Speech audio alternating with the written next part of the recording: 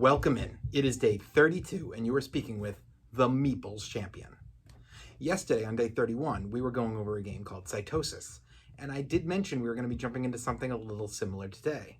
The reason being is they're both science games, and I think that the reason Cytosis wouldn't be considered unique is specifically because I know of this game. That game is Viral. Viral is a really fun game where the idea is that everybody's playing a different virus who's attacking the body. You have a starting deck of cards, 6 cards, and you basically get to play 2 for your turn. When they're played, now the next turn they're not available, so you can only use one of the other 4. And then you use 2 of those and they become unplayable, the other 2 shift in, and you just keep rotating through. I'm going to jump right into the basics of this game, our 7 categories with the art. I love the art for this game. That is what sold me on buying it. A friend, just like Cytosis, brought it to our game night. This was probably a year, maybe more, before we played Cytosis. And when he walked in, just seeing the box, I was already excited. When he pulled it out, I mean, this is more of a kid's art. I think that unlike Cytosis, Viral is going to be a lot more aimed at younger kids. And it's also a little easier to play, meaning it's a fantastic way to bring somebody that you want to have that opportunity to either get excited about science, or who already likes it and wants a way to continue to build on that excitement. This is a great entry level. It's not that difficult. You're moving around the body, you're trying to take over different organs, but as you're doing it, people are doing area control. They're bumping you out, they're destroying you, and when you get to the end of the round, you figure out who owns what organ and you get points based on it. The card art is great. The box art is great. I love it. It's a huge thumbs up. Then we have the components. Just like I've said before, components are not a very hard thing. You're going to get a thumbs up from me almost 9 times out of 10. It has to be, I feel like, an effort or just a complete laziness to not get a thumbs up on components. They only have 3 types in this. You've got your actual viruses, which are little cardboard pieces. They're nice art. They're well put together. I don't feel like they're going to be any worse than any other cardboard piece you see. That's fine. You've got your 3 wooden markers for the board. It's wood. I'm always a big fan of wood, and unless you've done something really bad, the wood's going to hold up fine. And then you have the cards. And again, the cards are great. They don't feel like they're too flimsy. Don't feel like they're easily going to rip.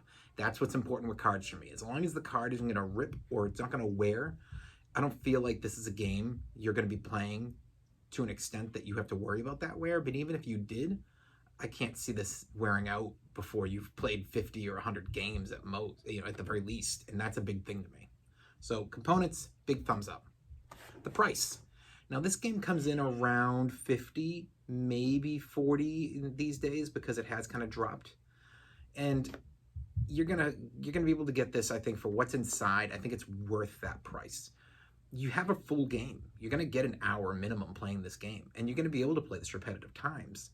So you're gonna get your playing value out of that price. I think that if you're talking about ordering it from across the country or another country, yes, with today's shipping, this could go skyrocketing.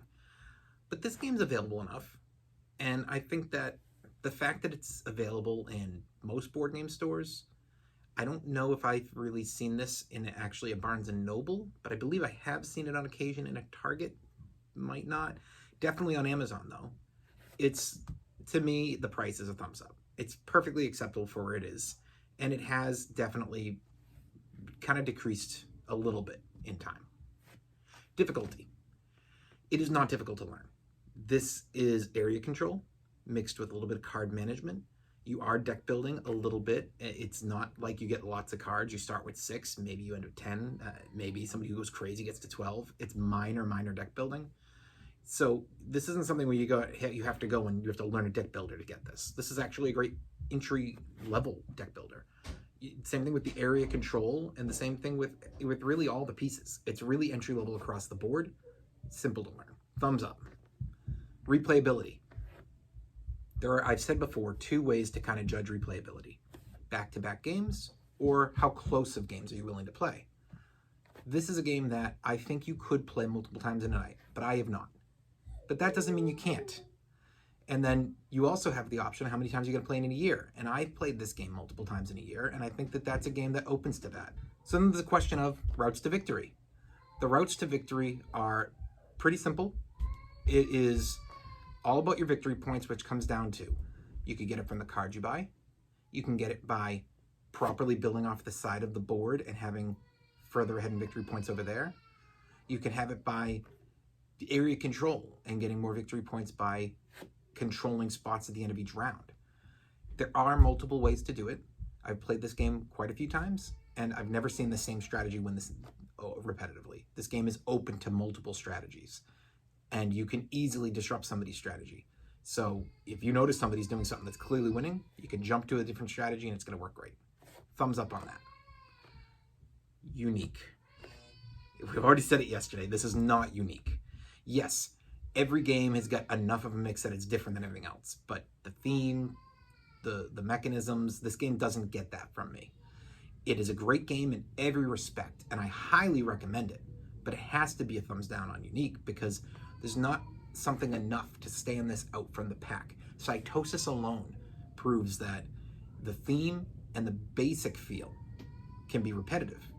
And even though its art is different, and even though it uses a little bit shift in its mechanisms, that's not different enough. In today's world, your game needs to really stand out to get the unique thumbs up. And that is something that is going to be hard for me to really fight for a lot of games. I feel like, well, components may almost never get a thumbs down. Unique may almost never get a thumbs up. It's a hard one to get from me, at least. I'm very judgy on what I give unique titles to.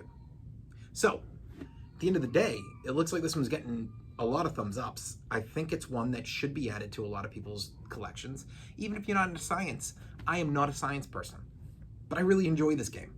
And I think that everybody else out there can, so give it a try. This has been day 32. We've been talking about viral, and you've been speaking with the Meeples champion. You can check down below for subscribes, shares, likes. I'm going to have a couple things popping up on the video so you can be able to jump back to video 31 or forward to video 33, which will be out tomorrow. Until then, I'll talk to you tomorrow.